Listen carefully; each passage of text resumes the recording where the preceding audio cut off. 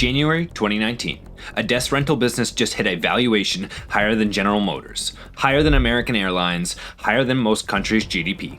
The man behind it all claims he's not running a real estate company. He's orchestrating humanity's evolution. He talks about becoming Earth's first trillionaire and ruling the planet. In 18 months, this fantasy will detonate. The company loses 94% of its value, the founder gets thrown out, and the world's shrewdest investor calls himself an idiot.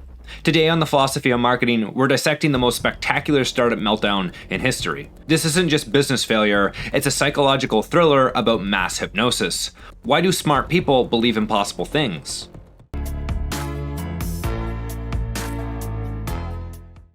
Understanding WeWork's implosion starts with one moment in economic history.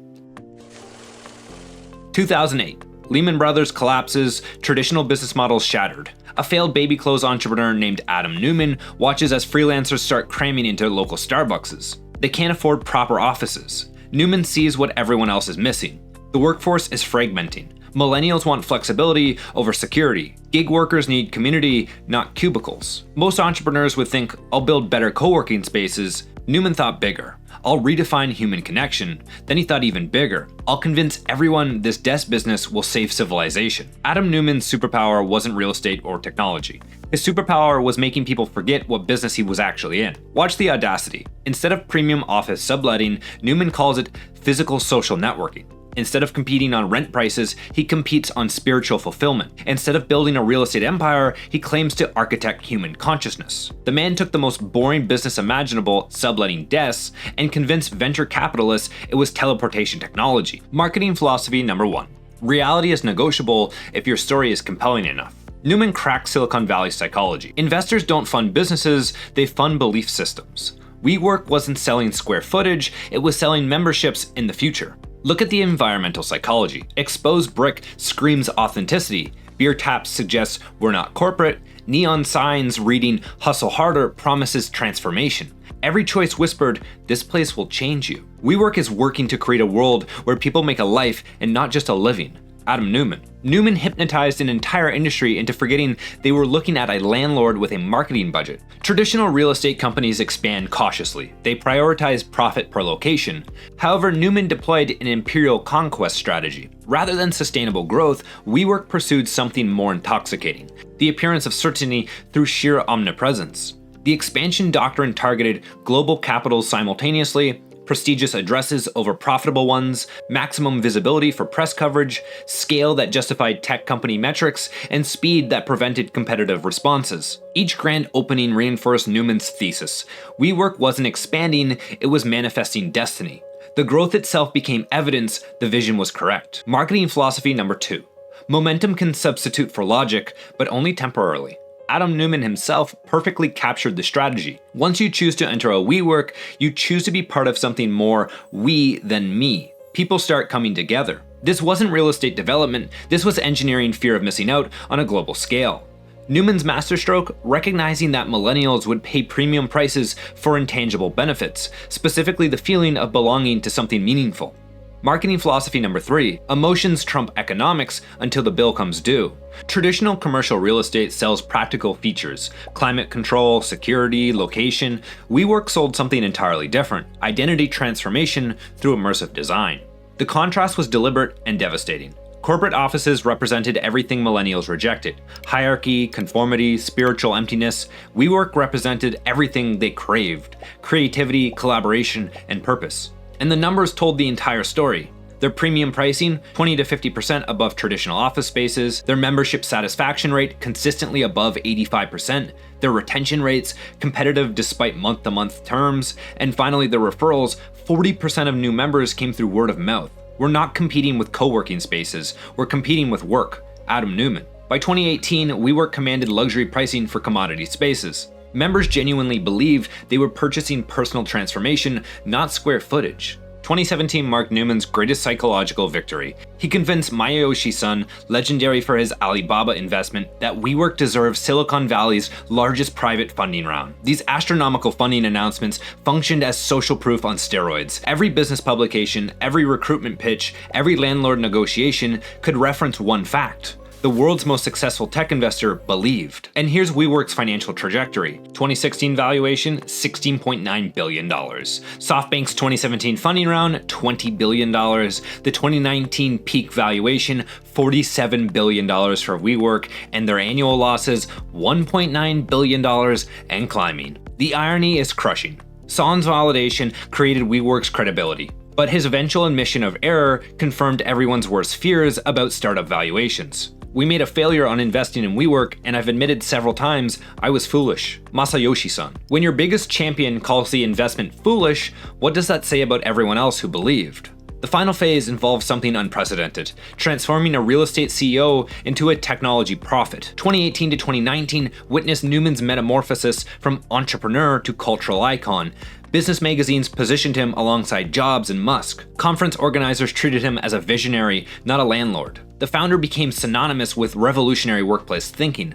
His personal brand validated WeWork's grandiose claims about consciousness and community. And here's a quick timeline of Neumann's media evolution. In 2016, everyone thought of him as a real estate entrepreneur. 2017, he's a workplace innovator. 2018, a business visionary. And in 2019, a cultural phenomenon. Here's the remarkable part. WeWork's core business, long-term lease commitments, short-term rental income, remained unchanged throughout the transformation. Celebrity alone multiplied their perceived value. Marketing philosophy number 4. Founders become gods when no one checks their math.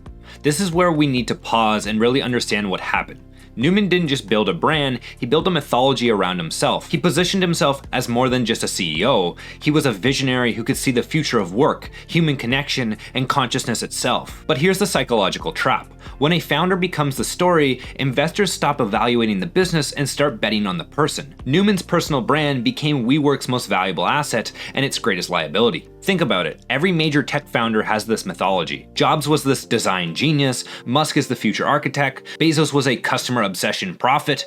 But here's the difference. Their mythologies were built on actual business results. Neumann's mythology was built on pure narrative. The story of a consciousness expanding workspace revolutionary, and for a while that story was so compelling, so emotionally resonant, that it masked the fact that underneath it all, he was just a landlord. And that's precisely where everything went catastrophically wrong. Marketing philosophy number 5. The bigger the delusion, the harder the fall. Think about it like this. WeWork wasn't just any business failure. This was a $47 billion illusion that swept up some of the smartest investors, employees, landlords, and media voices in the world. And like all great illusions, it worked until someone asked a basic question. Wait, how does this actually make money? And here's what they found. WeWork was bleeding over $200,000 every hour. Its long-term lease obligations topped $47 billion, but most of its customers were on month-to-month contracts. The company had lost $1.9 billion in a single year, and its 2019 IPO filing exposed mountains of self-dealing, vague accounting, and a governance structure built to protect Neumann, not shareholders. It wasn't just the financials, it was the narrative unraveling in real time. Neumann sold the We trademark to his own company for $6 million. He cashed out over $700 million before the IPO. He gave himself extra voting power, ensuring no one could challenge him, even as the company imploded. And the IPO was the moment that broke the camel's back. Wall Street laughed, employees revolted, and within weeks, the valuation had collapsed by over 90%. SoftBank stepped in with a bailout, but the damage was irreversible. Neumann was ousted, thousands were laid off, and the empire he built on vibes and vision crumbled under its own weight. In 2023, after years of bleeding billions, the company finally filed for bankruptcy. It closed hundreds of locations, erased nearly $4 billion in debt, and walked away from dozens of unprofitable leases. This is the brutal truth about delusions in business. The higher the hype, the harder the reckoning. WeWork didn't just fail, it detonated because it scaled fiction faster than it could build its fundamentals. But here's the twist. WeWork didn't die. In 2024, a restructured WeWork quietly emerged from bankruptcy. Under new leadership, it abandoned the grandiose image and focused on financial survival. Today, it's a smaller, leaner company. No trillionaire promises, no consciousness expanding missions, just office spaces again. WeWork's rise and obliteration teach us 5 uncomfortable truths about modern capitalism and marketing. Truths that every entrepreneur, investor, and business leader needs to understand. Truth number 1. Stories scale faster than businesses. Neumann convinced investors to apply software valuations to real estate operations. The narrative worked until scrutiny arrived. Is your business story getting ahead of your actual capabilities? Truth number 2, rapid expansion can camouflage fundamental problems. WeWork's growth masks unsustainable economics and horrific lease obligations. Is your growth covering up economics that just don't work? Truth number 3, charismatic founders create reality distortion fields. The valuation made us feel like we were right, which made me feel that whatever style I was leading at was a correct style. Adam Neumann. Are you surrounding yourself with people who challenge your assumptions? When was the last time someone on your team actually disagreed with you and your vision? Truth number 4, investor validation creates dangerous echo chambers. SoftBank's massive bets inflated WeWork's valuation beyond any connection to reality.